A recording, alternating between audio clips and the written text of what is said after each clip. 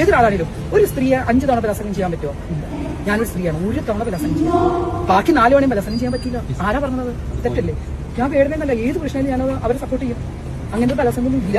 ഒന്നാമത്തെ കാര്യം, ഒരു സ്ത്രീയെ ഒന്നിൽ കൂടുതൽ തവണ ബലാത്സംഗം ചെയ്യാൻ കഴിയില്ല എന്ന് ഇവർ പറയുന്നത് ഇവരുടെ വിഡ്ഢിത്തത്തിൻ്റെ ലെവൽ മാത്രമല്ല, എത്ര വലിയ വിക്ടിം ബ്ലെയിമിംഗ് ആണ് ഈ സ്ത്രീ ചെയ്യുന്നത് എന്നതിനു കൂടിയുള്ള തെളിവാണ്. ഇനി ഇവർ മെയിൻലി ഇവരുടെ സ്റ്റേറ്റ്മെൻറ്റ് വെച്ചിരിക്കുന്നത് ഇപ്പോൾ വേടൻ അതുപോലെ ബാക്കി കുറേ ആൾക്കാർക്കെതിരെ വന്ന ആരോപണങ്ങൾ മുന്നിൽ നിർത്തിയാണ്. ആ ആരോപണങ്ങളെല്ലാം എന്തുകൊണ്ടാണ് സീരിയസ് ആകുന്നതെന്ന് ഇവർക്ക് മനസ്സിലാകണമെങ്കിൽ ആദ്യം ഇവർ കൺസെൻറ്റ് എന്താണെന്ന് പഠിക്കണം. ഒരു സ്ത്രീ നിങ്ങൾക്ക് ഒരിക്കലും ഒരു കൺസെൻറ്റ് നൽകി കഴിഞ്ഞാൽ ആ കൺസെൻറ്റ്, ആ ആക്ട് അവസാനിക്കുന്നത് വരെ മാത്രമേ ഉള്ളൂ. അവർ ഒരിക്കൽ നിങ്ങൾക്ക് കൺസെൻറ്റ് നൽകി എന്നതിനർത്ഥം ജീവിതകാലം മുഴുവൻ അവരുടെ ശരീരം നിങ്ങൾക്ക് മുന്നിൽ പണയം വച്ചു എന്നല്ല.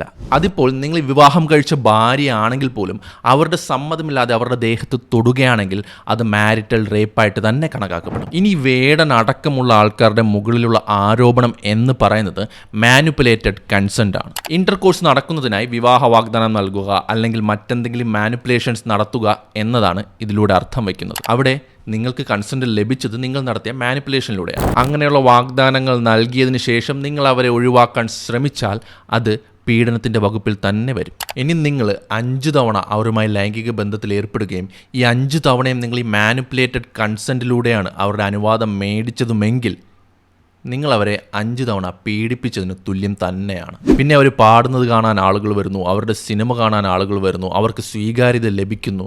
അതുകൊണ്ട് അവർ ചെയ്ത തെറ്റല്ലാതെയൊന്നും ആകുന്നില്ല. ഇവർ പറഞ്ഞതിനുള്ള മറ്റൊരു ഉദാഹരണമാണ് രാഹുൽ മാങ്കൂട്ടത്തിന് ഇപ്പോൾ സ്ത്രീകൾക്ക് ഇടയിൽ പോലും കിട്ടുന്ന സ്വീകാര്യത. കാരണം അങ്ങനെയാണ് ഈ പാട്രിയാർക്കൽ സൊസൈറ്റി അവരെ മാറ്റിയെടുത്തിരിക്കുന്നത്. ഒരിക്കലും ഇവർ വിക്ടിമിൻ്റെ സൈഡിൽ നിന്ന് ചിന്തിക്കരുത് എന്ന രീതിയിലേക്ക് അവരെ മാറ്റിയെടുത്തിരിക്കുന്നത്. അതിൻ്റെ ഏറ്റവും വലിയ എക്സാമ്പിളാണ് ഈ സ്ത്രീ.